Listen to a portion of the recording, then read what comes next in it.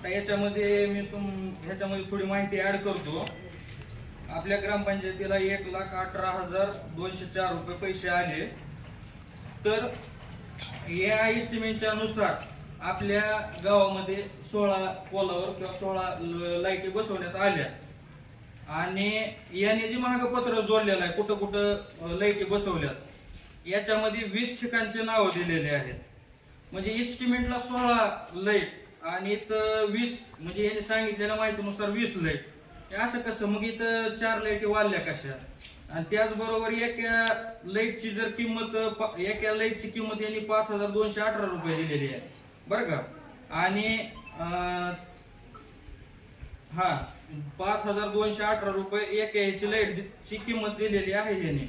पण असं खरं बघायला गेलं तर एक लाईट झालं ह्यानी पुन्हा आणखीन ही लाईटी खरेदी केल्या याच्यामध्ये तर थोडं खालीवर झालेच. पण पुन्हा लगेच दुसऱ्या महिन्यामध्ये आणखीन लाईट लागणार आहेत म्हणून ग्रामपंचायतच्या निधीमधून 21,000च्या लाईटी आणल्या. त्याच्यामध्ये 11 का 13,000च्या लाईटी आणल्यात. तर ती लाईट 2300 रुपयाला पडली आणि ही लाईट 5,218 रुपयाला कशी पडली? इथं सरळ ही आहे. आणि 20 जर लाईटी बसवल्या आपण समजा 2,000ला जर लाईट पकडली आपण असं ढोबळमानानं पकडलं तर एक लाईट 2,000ला जर कांडी बघितली तर 40,000 रुपये 20 कांड्याची होईल बरोबर आहे. आणि तीच कांडी 25 जर धरली तर 50,000 होईल 50,000 होते. आणि तीच कांडी जर आपण 3,000 रुपयाला जर एक धरली तर 60,000 रुपये होईल.